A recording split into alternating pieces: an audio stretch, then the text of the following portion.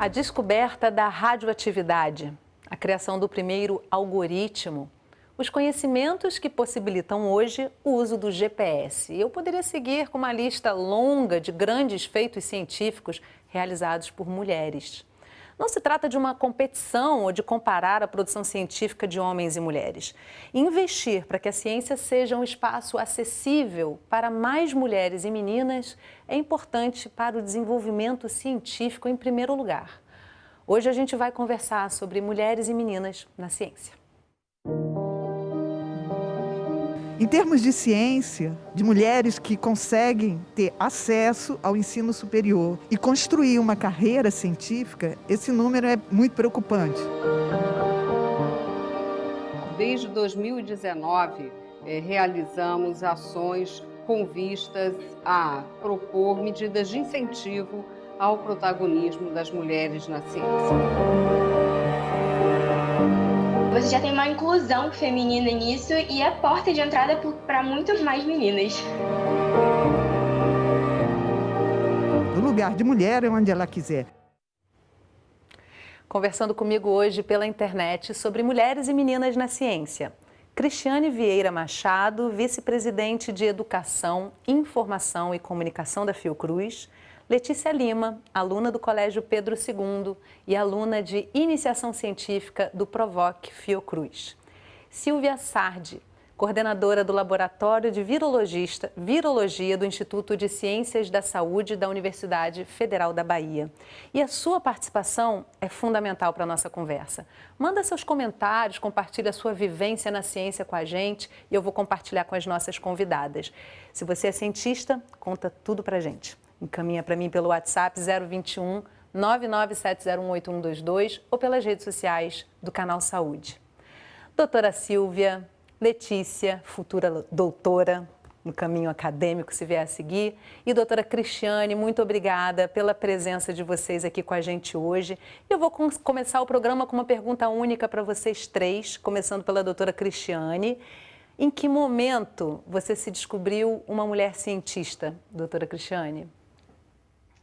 Bem, bom dia, Yasmin, é um prazer estar aqui nesse programa hoje. Eu diria que foi durante a graduação em medicina, eu fiz medicina na UFRJ, e eu tive a oportunidade de fazer iniciação científica. Logo no primeiro período, eu soube que existia essa possibilidade e procurei, né? E me inseri no laboratório, no Instituto de Bioquímica, trabalhei com biologia molecular do Schistosoma mansoni durante 2 anos e fiquei encantada. Aí, com laboratório, com método científico, em ter caderno de laboratório, fazer experiência. Realmente eu me descobri nesse período. Depois eu fiz outra iniciação científica já na área da saúde pública, né? Quando eu descobri, era a época da Constituinte, o SUS estava sendo criado e eu me encantei com a perspectiva de trabalhar com saúde coletiva, com saúde pública, e fiz outra iniciação científica aí já na Fiocruz, do CLAVES, que é um grupo interdisciplinar. E eu diria que a iniciação científica foi onde tudo começou, e independente do campo, vale a pena para jovens fazerem, né? Mesmo que mudem de área, vale muito a pena. Investir nesse jovem aí também é muito importante, né? Doutora Silvia, me conta um pouco da sua percepção, em que momento você se percebeu uma mulher cientista? Bom, eu comecei a estudar veterinária, eu sou médica veterinária, só que no último ano, quando começaram todas essas disciplinas de, por exemplo, obstetrícia, clínica, cirurgia, eu vi que isso não era o que eu queria. Não era isso que me veia no futuro. E aí, então, busquei outras possibilidades e foi quando me encontrei numa instituição, busquei, eu gostava um pouco mais de laboratório, e fui ao INTA. INTA é o Instituto Nacional de Tecnologia Agropecuária. Na Argentina, o INTA é uma coisa similar à Fiocruz. E então, entrei ali, antes de graduar-me, no último ano, e entrei como bolsista de iniciação científica, e foi ali que eu vi o mundo abrir-me, porque era uma coisa que era o que eu queria realmente. Comecei a interrelacionar com pesquisadores, com grupos, com discussão, com seminários, com um monte de coisas que eu achei, isso aqui é o meu, eu não saio mais daqui. E, bom, me formei em médica veterinária, mas a minha relação com a medicina veterinária foi porque eu fazia virologia veterinária. Então, estava em contato, de certa forma, com os animais, mas desde o ponto de vista da virologia. Então, me formei ali em virologia desde antes da graduação. Fiz meu doutorado na Universidade de Buenos Aires também, em virologia, e foi ali. Então, desde sempre, acho que como Cristina, já desde o momento da graduação, me vi como uma futura pesquisadora.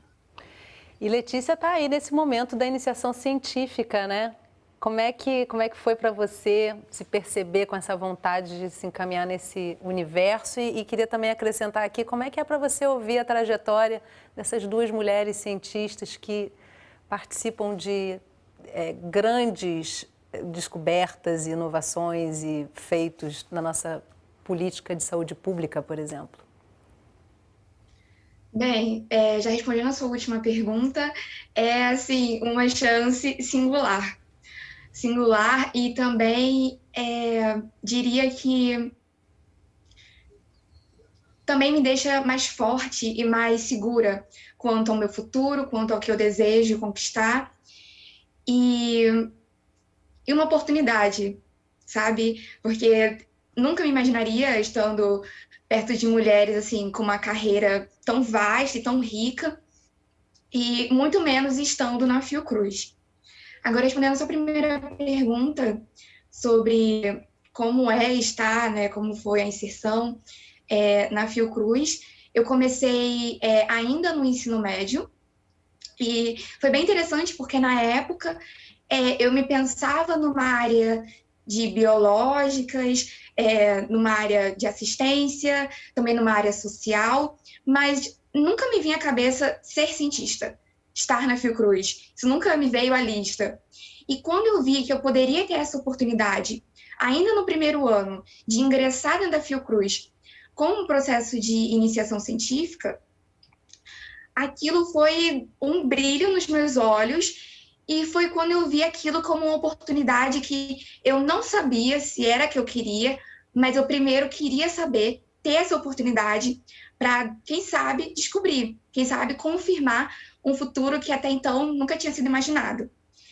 E aí, quando eu entrei, comecei a fase de iniciação do programa, conhecendo um pouco sobre o meu estágio, né, que é feito no Ambulatório Souza Araújo, Centro de Assistência e Pesquisa, né, para as pessoas acometidas pela hanseníase, que eu vi que, caramba, é um espaço muito amplo, muito rico, vai além de um laboratório, porque eu estava numa parte ambulatorial, e vai muito além de só ver uma parte biológica, mas também haver uma parte social, enfim, ver vários aspectos. E foi quando eu fui para a fase avançada do PROVOC, sob a orientação da minha orientadora Rimena, que eu vi que o meu lugar era ser como uma cientista, que muito além de receber informações, também há um desejo em mim em contribuir, em agregar em alguma coisa, por menor que seja.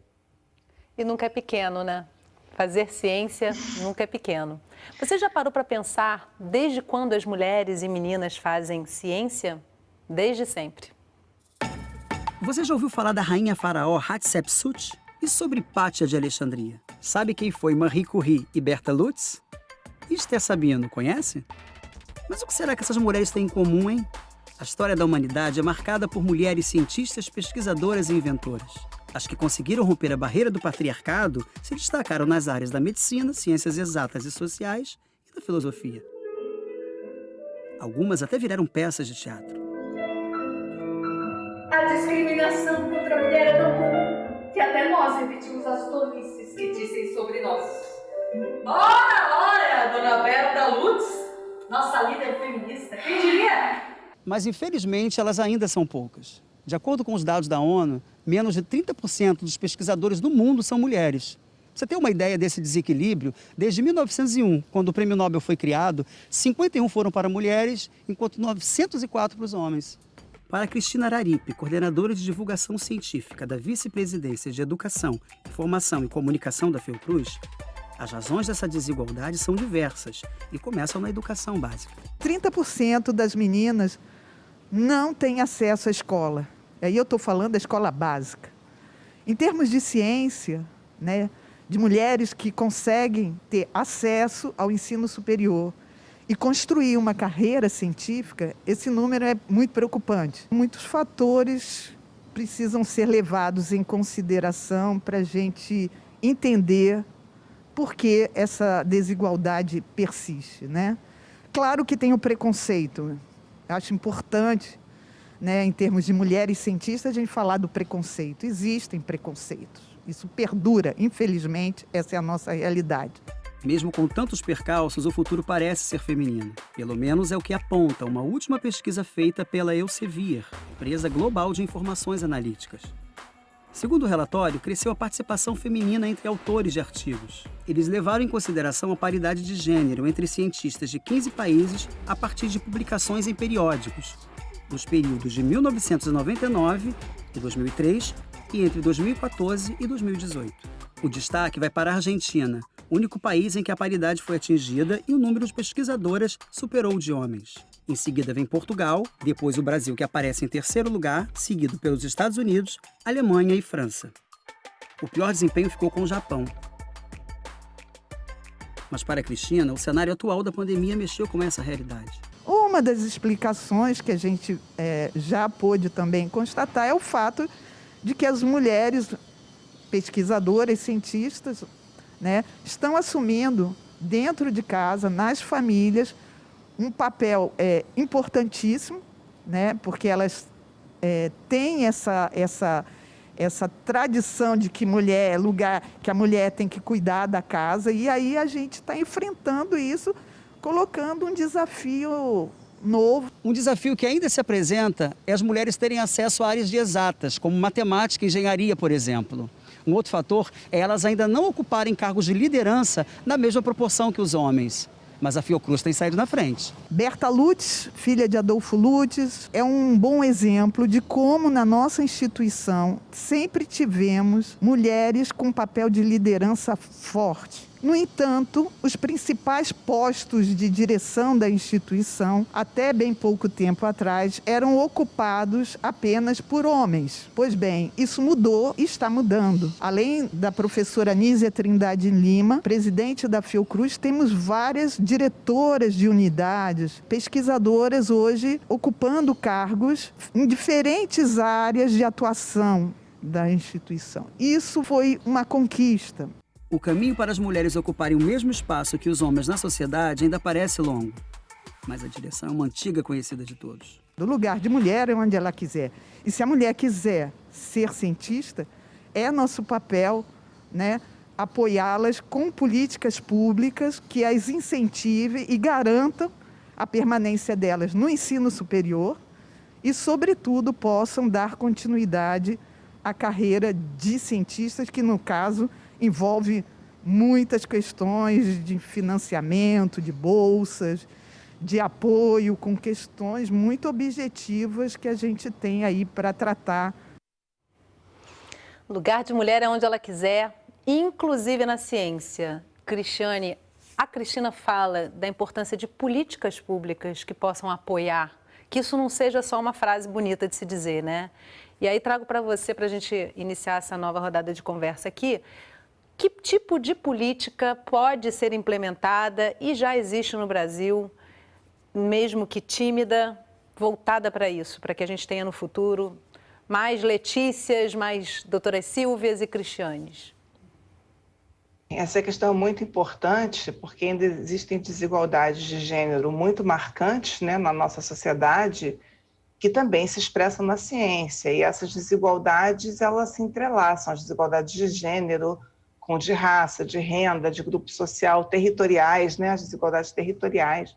Então, são importantes políticas de incentivo aos jovens, de forma geral, e às meninas, de forma particular, para que elas vejam as diferentes possibilidades de inserção no mercado de trabalho, inclusive na ciência, como uma de suas possibilidades, né? Possam conhecer a atividade científica, ver isso como uma de suas possibilidades.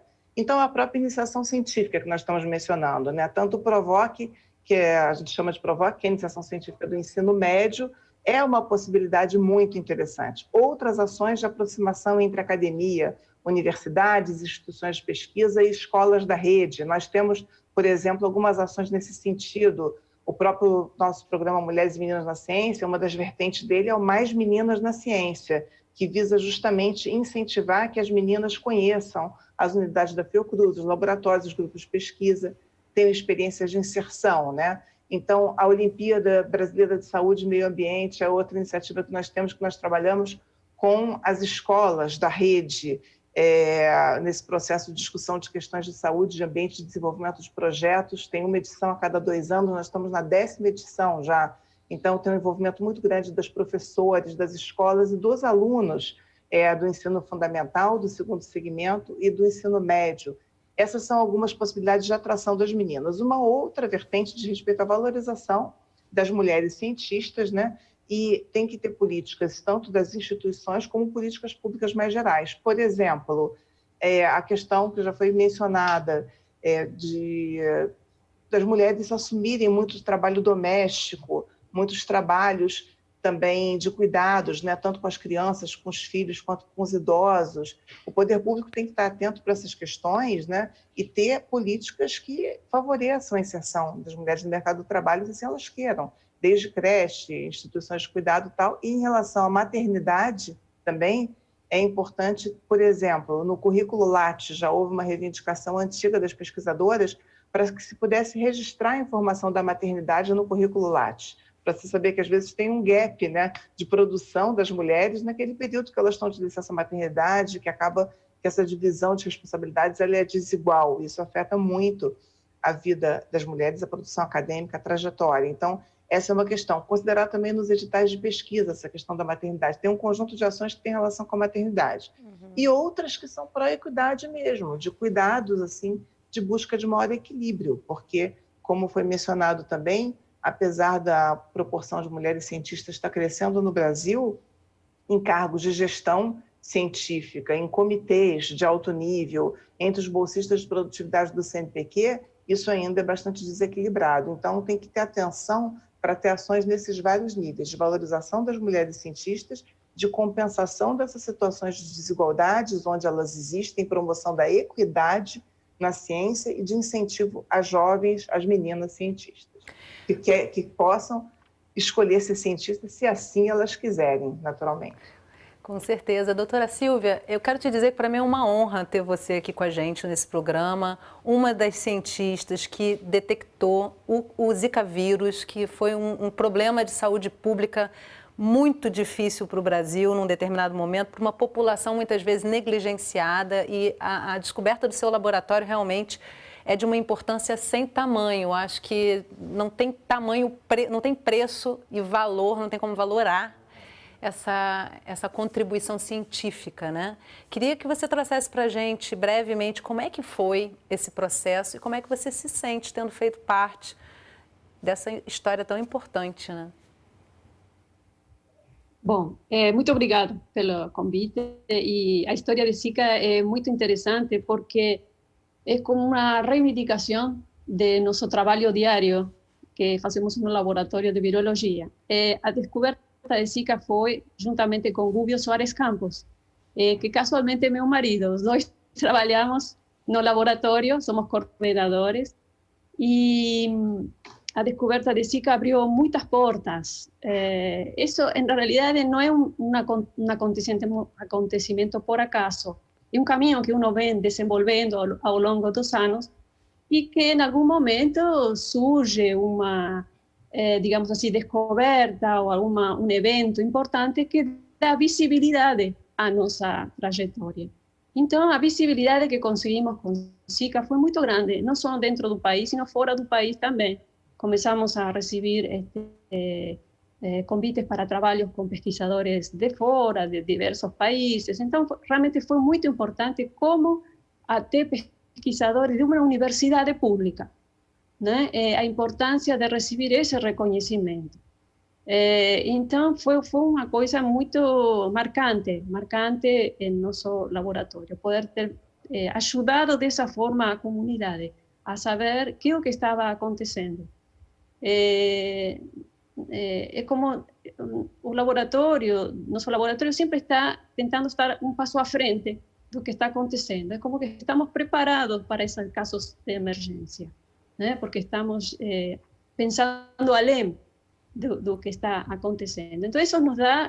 ¿por qué eso? Porque como un laboratorio de pesquisa nos permite esa flexibilidad.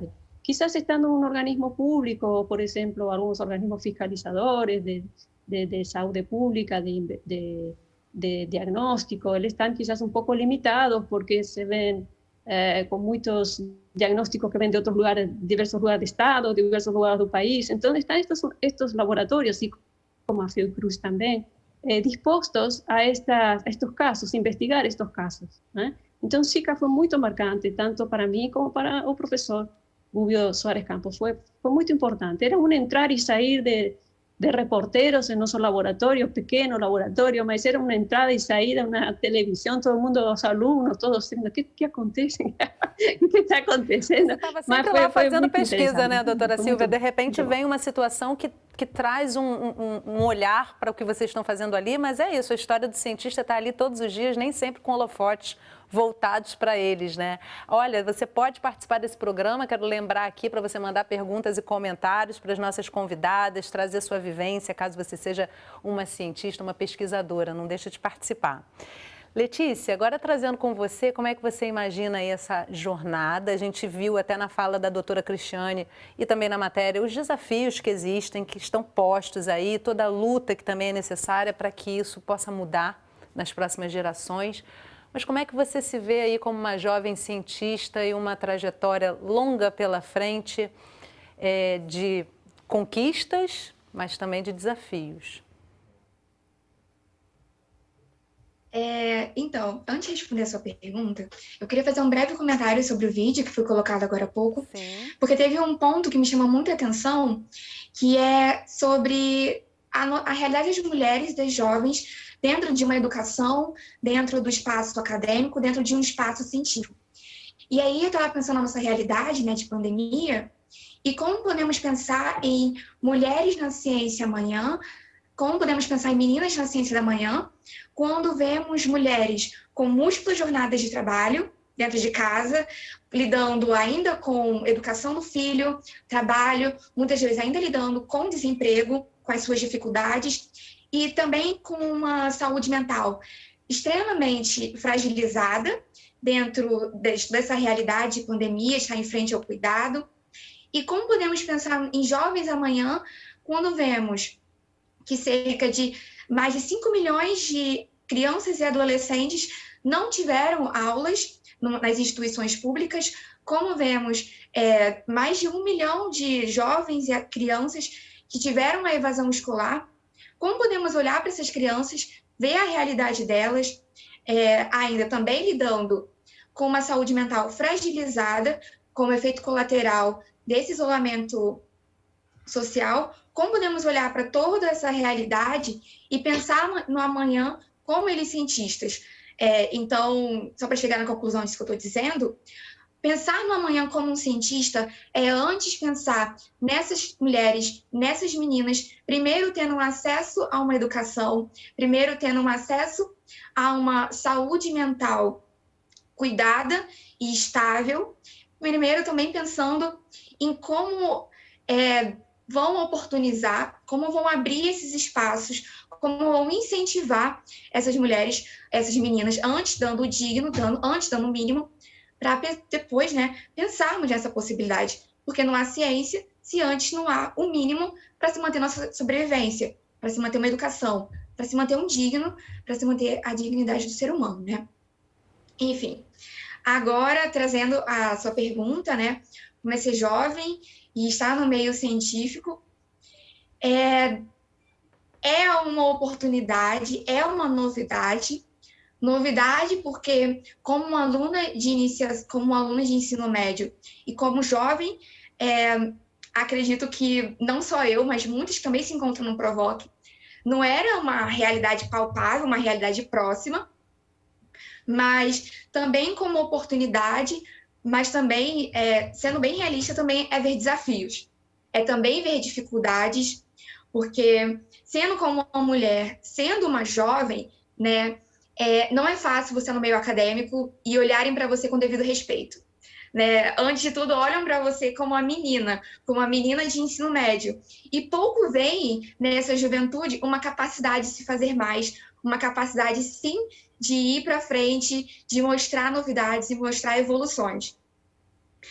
Então, muito antes de entrar nesse meio científico, como mulher, como jovem, mostrar que, apesar de jovem, eu posso sim fazer, eu posso sim contribuir, né? Não é só porque eu sou jovem que o espaço é limitado apenas para os graduados, mestrados, enfim. E também nos próprios desafios, né? De conhecimento, vocabulário, da própria introdução nesse meio científico, nesse meio ambulatorial, né? Que era como eu estou passando agora no meu estágio. Eu queria encerrar esse bloco, doutora Cristiane, trazendo uma questão só a mais aqui na sua fala, se você puder, que é um recorte muito importante, que é o recorte de raça, porque para as mulheres negras é mais difícil ainda ocupar seu espaço no ambiente científico. Como é que se pode reduzir isso? Bem, essa questão é muito importante, porque se a gente falou que ainda existe alguma subrepresentação de mulheres na ciência, em algumas áreas do conhecimento, em alguns campos, em algumas posições, no que diz respeito às mulheres negras, isso é ainda mais evidente, né? Que tem a ver com essa dimensão das desigualdades, mesmo do racismo estrutural na sociedade, né? Além do machismo estrutural, impacta na possibilidade de trajetória das mulheres. Então, eu diria que assim, as políticas de...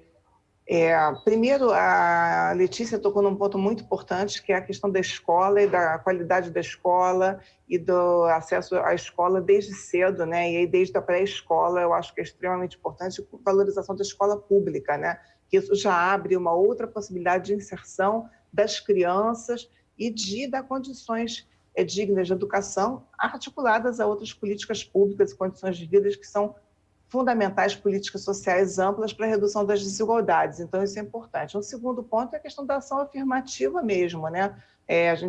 As políticas de ação afirmativa no Brasil são relativamente recentes para acesso à universidade e já mostraram, até agora, resultados bastante positivos em termos de mudar a cara da universidade pública no país, né? Que hoje em dia expressa um pouco mais o que é a diversidade da nossa sociedade. E isso tem sido bastante importante para tentar, né, promover a equidade e reduzir um pouco dessas desigualdades, mas ainda são necessárias mais políticas nesse sentido, né, e a valorização também das cientistas negras, o reconhecimento, né, da sua importância e políticas também de inserção das meninas que tenham esse recorte. É bastante importante isso para tentar atenuar essas desigualdades tão acentuadas. Como eu falei, essas desigualdades se interconectam, né, e acabam expressando, né, na educação e na ciência, em última análise, né? Letícia também comentou da evasão escolar, que é importante no ensino médio. No Brasil, nós temos evasão altíssima no ensino médio. Nós temos uma quantidade de jovens fora, né, que saem do ensino médio, abandonam ou que não chegam a acessar a universidade, muito grande. Então, isso tudo tem que ser bastante considerado. E com a pandemia, uma realidade ainda pior nesse sentido, né? Bom, no próximo bloco, a semana de comemoração pelo Dia Internacional das Mulheres e Meninas na Ciência, realizada na Fiocruz. A gente volta já, não sai daí.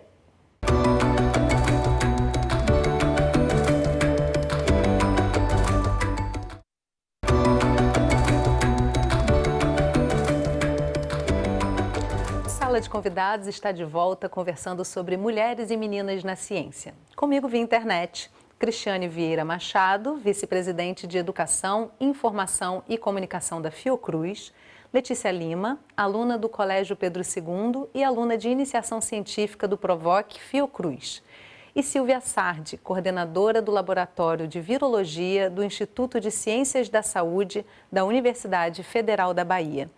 E você que ainda não participou no primeiro bloco, ainda dá tempo. Manda suas perguntas e os seus comentários para a gente.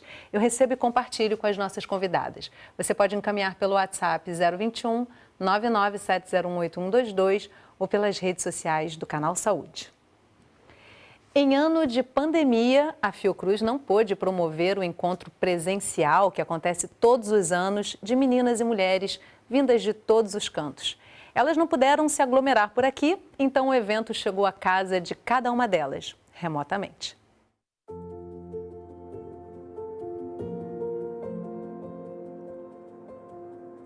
Foi na década de 20 que a Fundação Oswaldo Cruz começou a receber as primeiras mulheres, mas as áreas de trabalho só se abriram para elas após a Segunda Guerra Mundial. Hoje, grande parte dos funcionários da instituição é composta pelo sexo feminino. E após 120 anos de existência, uma mulher assume o cargo de presidente.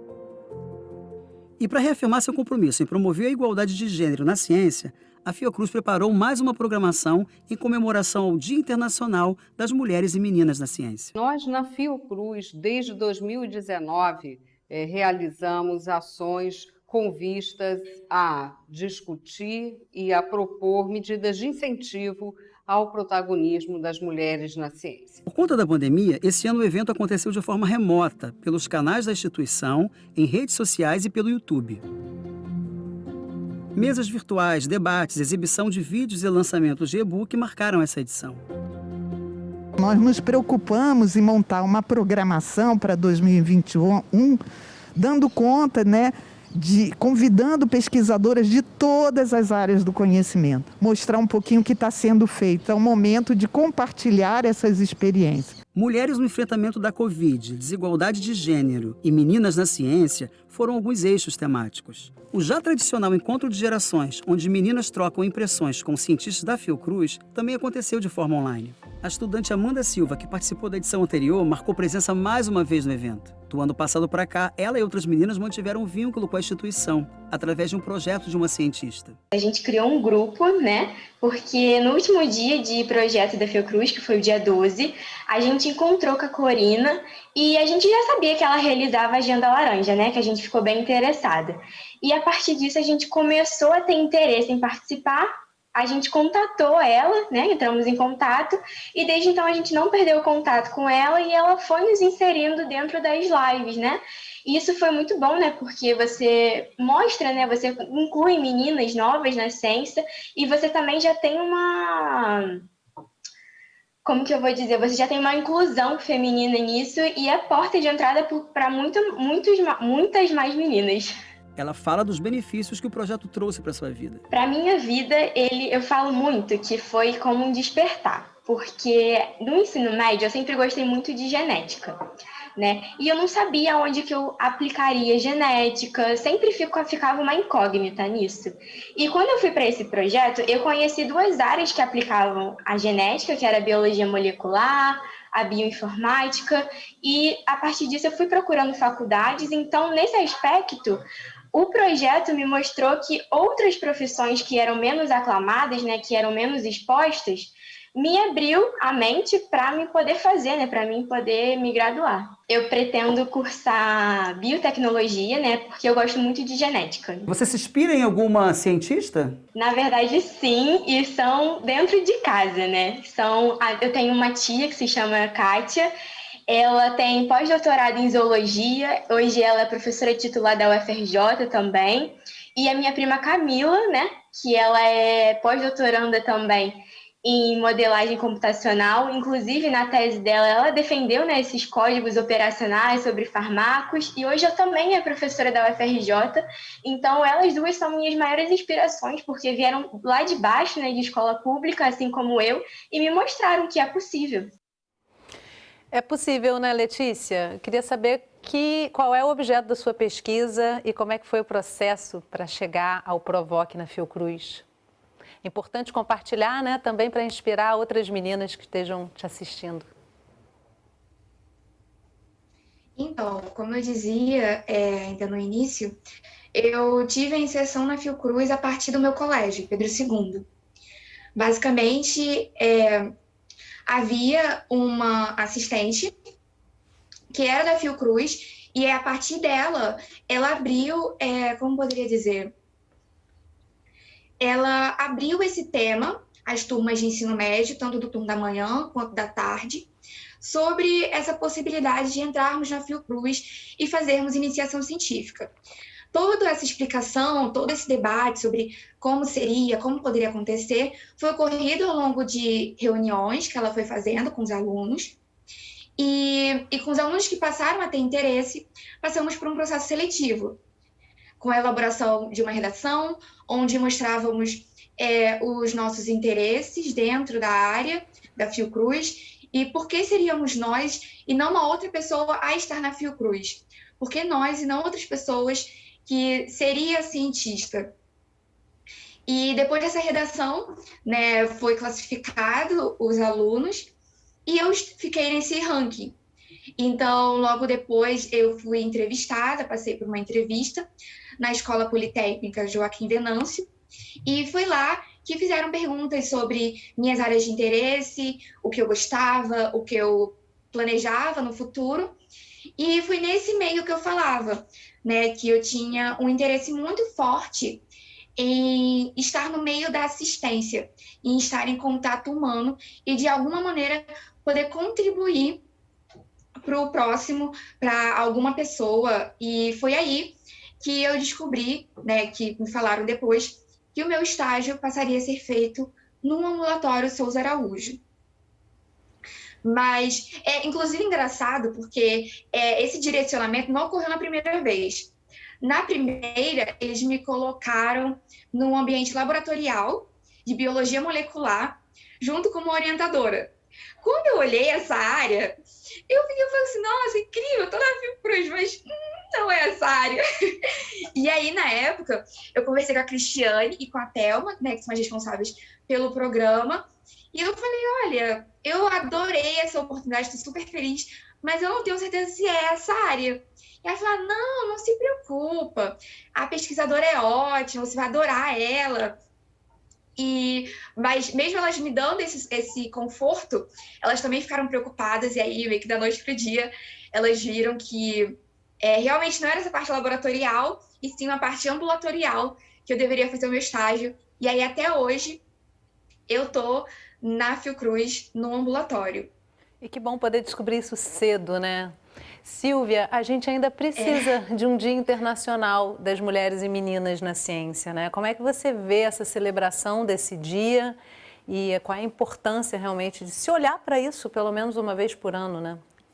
Na verdade, nós olhamos o ano inteiro, né? Mas chamar a atenção da sociedade para isso pelo menos uma vez por ano. Eu acho super importante. E uma coisa importante que faz a Fiocruz é justamente abrir as portas para esses meninos do colégio. A universidade, por exemplo, não nos permite isso. A universidade só permite ter bolsas aqueles que são da universidade, graduados, né, que estão, digamos, que estão em fase de graduação. Então, é muito importante este tipo de evento para abrir a estas pessoas como Letícia, a estes futuros cientistas, que existe o caminho, que tem que buscar esse caminho, se gosta. Né? E as instituições como a Fiocruz têm essa função, acho super importante. A respeito, eu queria também fazer um comentário da importância da ciência nas mulheres. Se você vê, por exemplo, no meu laboratório, sempre percebi que 90% são mulheres, poucos são homens. E por que alcançam esse rol protagônico os homens? É interessante, há muitos fatores, como comentou uma doutora da Fiocruz em alguns entrevistas, há múltiples fatores que incidem por que se chega a esses escalões mais altos o homem. O rol protagônico que alcança o homem é maior que a mulher, mas isso não significa que a mulher não esteja engajada muito na pesquisa. Quando você vai para qualquer laboratório, você vê a quantidade de mulheres que tem ali. Só que, por que não alcançam esse rol protagônico? Eu acho que ainda é subconsciente o fato de como ainda são homens os que dirigem as instituições, escolhem os homens também.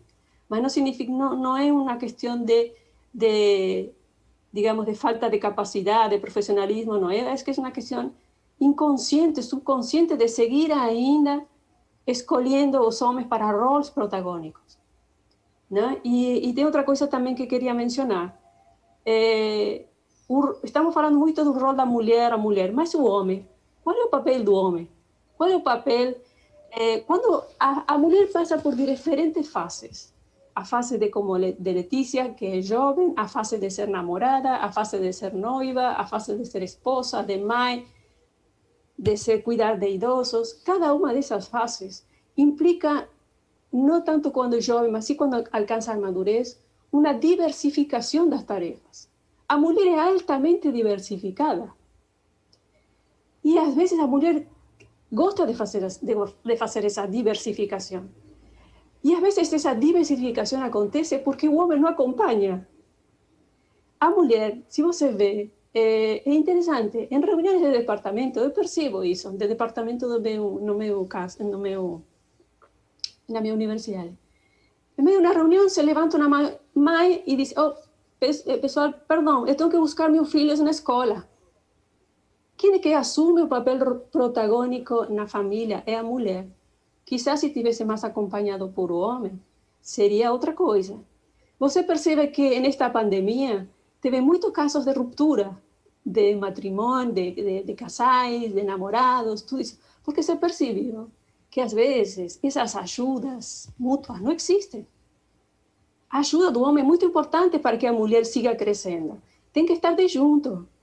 Né? E às vezes não acontece isso. Uma sociedade machista, enfim, ou às vezes nós avançamos muito nos roles protagônicos e não deixamos o homem também assumir seu rol. Né? Isso quizás as feministas sempre propõem, temos que seguir avançando, temos que fazer isso, mas estamos perdendo, estamos avançando tanto que não estamos deixando o outro fazer sua parte também. E isso influi muito na ciência, porque a ciência não é você ir ao laboratório de 8 às 16, 17 horas. É constante, sua cabeça sigue funcionando ainda quando você está cozinhando. Né? Você está pensando no experimento, você está pensando como melhorar isso. Você está em casa, está cuidando do filho, está tomando banho do filho, e você está pensando ainda, sua cabeça sigue funcionando. Então, o rol do homem é muito importante nessa ajuda. Eu acho, quizá me estou estendendo um pouquinho, mas já acabo. Tem uma propaganda, eu assisto muito à televisão argentina, mas achei uma propaganda super interessante. É uma propaganda de produto de limpeza. Então, produto de limpeza aparece a mulher, a jovem, fazendo a limpeza da casa, mas tem o homem também, fazendo a limpeza também. Então, a propaganda termina quando eles se entrelaçam as mãos, dizendo, a ajuda é importante. Aí o papel do homem. O homem tem que estar a par da mulher para nós também conseguir avançar nessas fases nossas. Né? A mulher, como eu digo, é muito diversificada. Gosta de ser diversificada. Tem vários roles na vida. E o homem tem que ir acompanhando isso. E às vezes não estamos acompanhadas. E isso vai freando um pouco. Mas quando a mulher vai à luta, consigue. Aquelas mulheres que já estão digamos, naqueles postos de importância, são mulheres lutadoras, siguen, continuam.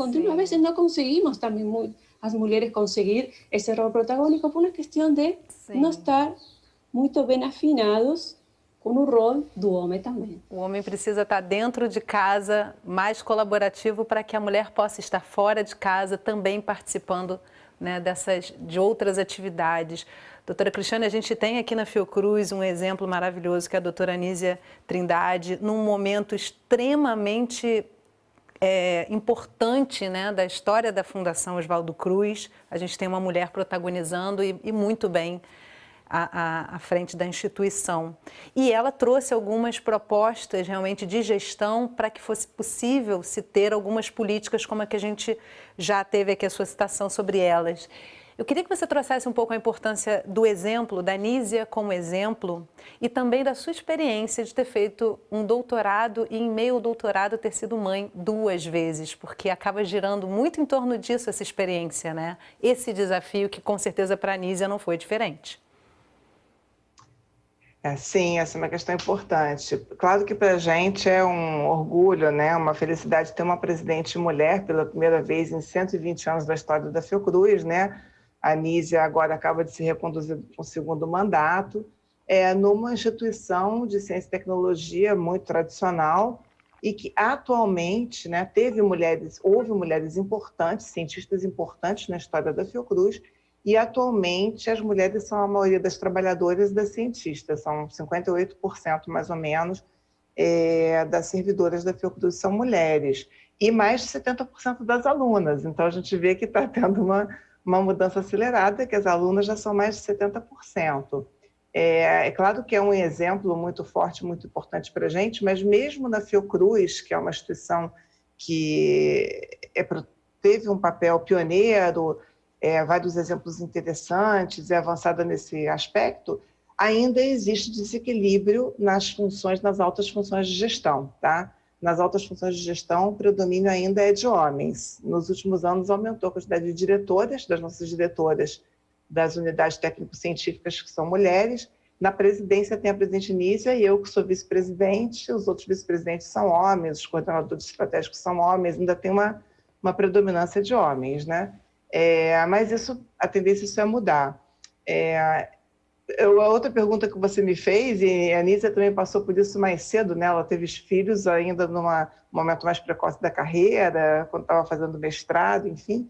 Eu tive 2 filhas durante o doutorado, eu me casei no início do doutorado e engravidei 2 vezes, meio seguida. Então, foi assim, foi muito intenso, eu diria. Você foi uma pariu 3 experiência filhos no final das muito contas, desafiadora, né? porque eu já trabalhava, fazia doutorado, trabalhava longe, fazia doutorado e tive as 2 filhas, né? Tive mudança, casamento, tudo.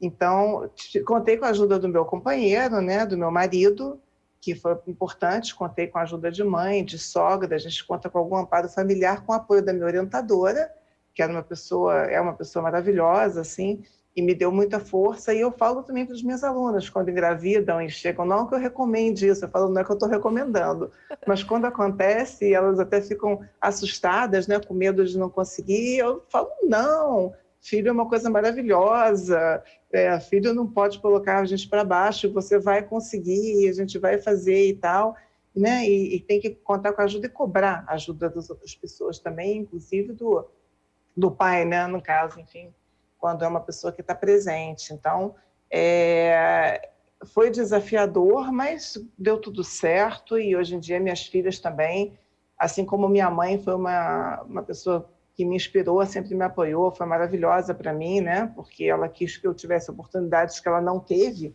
Essa mudança de gerações também é muito marcante, né? Ela não teve oportunidade de fazer curso superior, e mesmo sendo uma pessoa de classe média, naquela época os homens começavam a fazer de classe média, mas as mulheres nem sempre, né? Então, eu também, as minhas filhas, eu dou força para elas fazerem o que elas quiserem. Uma hoje faz engenharia, que também é uma profissão, né? Está no início da faculdade de engenharia, que ainda é uma subrepresentação das mulheres, a outra está no ensino médio. Enfim. Olha só. Letícia, eu queria ter de você uma fala sobre como transformar o ambiente científico em um ambiente mais acolhedor. Porque isso é uma queixa das meninas, principalmente, quanto vão mais jovens, né? Mais sofrimento acadêmico por mais sofrimento acadêmico passam eventualmente. E aí queria, na sua experiência mesmo, de quem está entrando nesse universo, o que você sugeriria para quem está te ouvindo sobre um ambiente acolhedor e incentivador para uma menina que está entrando nesse universo? Acho que, primeiro de tudo, é o acolhimento, né? Acolher, porque sendo jovem, sendo mulher, é claro que vamos entrar com diversas inseguranças, com diversos pensamentos de será que vai dar certo, será que é aqui, será que não é aqui?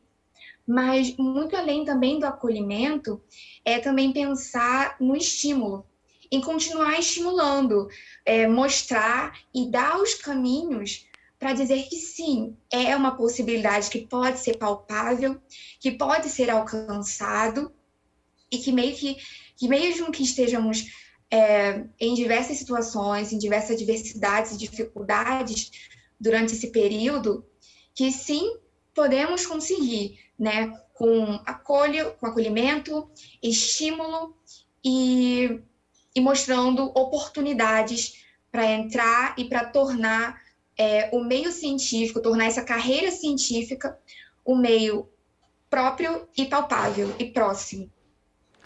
Silvia, que conselhos você daria para uma menina como a Letícia e tantas outras que estão entrando nesse universo, que pretendem ser cientistas?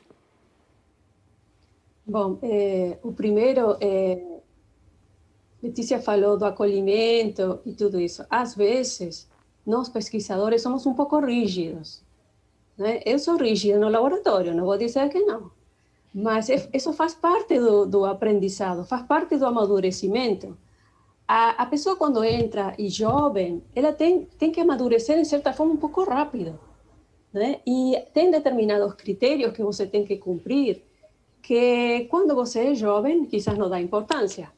Mas eu acho que é muito importante ser organizado, ser respetuoso das normas do laboratório e persistir. Se você acha que esse é o seu caminho, persista, porque é muito importante você demonstrar esse interesse, né? Porque às vezes eu pergunto aos meus alunos, e aí, você está gostando? Mas eu tenho que perguntar, porque ele não me diz, professora, que ótimo, esto é o que eu pensei. Tem que se expressar e dizer o que está sentindo.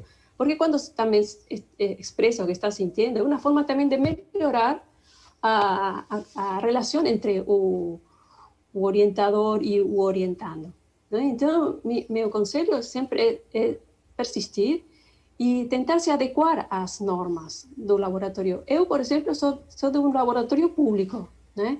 Então, de pronto, eu estou muito em cima dos alunos para que eles aprendam, tá? E também para que, digamos assim, aprendam a usar e a respeitar os equipamentos, a cuidar os equipamentos. É fundamental. E não ter irresponsabilidade no sentido de, bom, quebrou, não avisou ninguém, ou quebrei este vidro, não avisou ninguém, tenho medo. O que vai dizer a professora? Isso é a responsabilidade. Então, a persistir, ter responsabilidade, mostrar sua capacidade, sempre. E o orientador percebe logo. Eu posso dizer a você, até Cristiane também pode perceber, você percebe logo a capacidade do aluno, tá? Isso o orientador também tem paciência, mas o aluno tem que persistir e tem que mostrar que ele gosta, que ele está gostando, e isso é importante, a curiosidade. Para mim, a curiosidade é fundamental, porque tem alunos que chegam ao laboratório e ficam com as mãos dentro do bolso do guarda-pó, do avental, e olham assim, isso não me está dizendo que o aluno está interessado, né? Se você mete as mãos aqui no bolso, o que me está dizendo? Não tem vontade de fazer nada, não é botar a mão na bancada, tudo isso. Então, assim, é muito importante persistir e mostrar seu interesse. Com certeza o orientador vai ver isso e vai permitir que você siga avançando como integrante do grupo de pesquisa. Doutora Cristiane, eu vou te pedir para a gente encerrar o programa também, conselhos para uma jovem cientista. Eu acho que as jovens, também nós aprendemos muito com as jovens, não é só o contrário, né? Eu acho que é sempre uma relação de troca, porque as jovens trazem questões muito pertinentes, né? Então, essa questão de perguntar, de falar o que pensa, o que está vendo, não ter medo também de se colocar, né? De trazer questões, as questões mais interessantes, às vezes, são as que não são enviesadas já, por uma série de preocupações, constrangimentos que o enquadramento vai dando para a gente. E fazer ciência é, sobretudo, também fazer boas perguntas, ter essa curiosidade. Então, além da persistência, da dedicação, da seriedade no trabalho, fazer perguntas e não se sentir inibido por isso, né? Ter coragem de desprendimento, porque nós aprendemos com essas questões também, e fazer o que gosta. Eu acho que isso é fundamental. Não existe a questão de profissão, de mercado de trabalho, claro que pode existir tendências e tal, mas para a pessoa ser feliz, ela tem que fazer o que gosta. E mesmo que você faça uma iniciação científica numa área, que foi um pouco o que aconteceu comigo, aqueles 2 anos de bancada foram fundamentais para a minha formação como cientista, ainda que eu tenha me tornado depois uma pesquisadora em saúde pública, mais especificamente em políticas e planejamento em saúde. Mesmo mudando de área dentro da saúde, né, que eu sou médica sanitarista, para a minha formação como pesquisadora, como cientista, aquele período foi muito importante, né? Nós aprendemos também com a diversidade das experiências. Então, em momentos que bate uma insegurança, será que eu estou no caminho certo? Será que eu estou em dúvida e tal? A pessoa também pode buscar fazer outra coisa que gosta, aquilo não é tempo perdido. É sempre aprendizagem. Então, isso que eu diria, né? Que é persistência, dedicação, amor ao que se faz, são elementos muito importantes. E escolher realmente ter coragem de bancar isso. Olha, eu quero agradecer muito, muito mesmo a participação de vocês três aqui e desejar boa sorte, porque a sorte de vocês é a nossa sorte, né? Ainda mais nesse momento em que a saúde pública, que é a área da doutora Cristiane, é tão importante, que novas descobertas, que descobertas de excelência fazem toda a diferença e que o futuro, a gente depende realmente de que não se esgote a capacidade de a gente produzir ciência, né? A ciência nunca foi tão questionada, mas ao mesmo tempo numa concretude de se firmar importante para que a gente possa evoluir e se manter, inclusive, vivo, né? Hoje, mais do que nunca, a gente percebe isso. Então, quero agradecer muito, torcer também pela jornada de vocês aí pelos próximos anos. Muito obrigada, doutora Silvia, Letícia e doutora Cristiane. Muito obrigada a vocês. E obrigada a você que acompanhou o programa de hoje. Se você quiser rever, baixar ou compartilhar esse programa, entra no site do Canal Saúde. Lá você encontra toda a nossa programação. Eu encontro você na próxima semana. Até lá!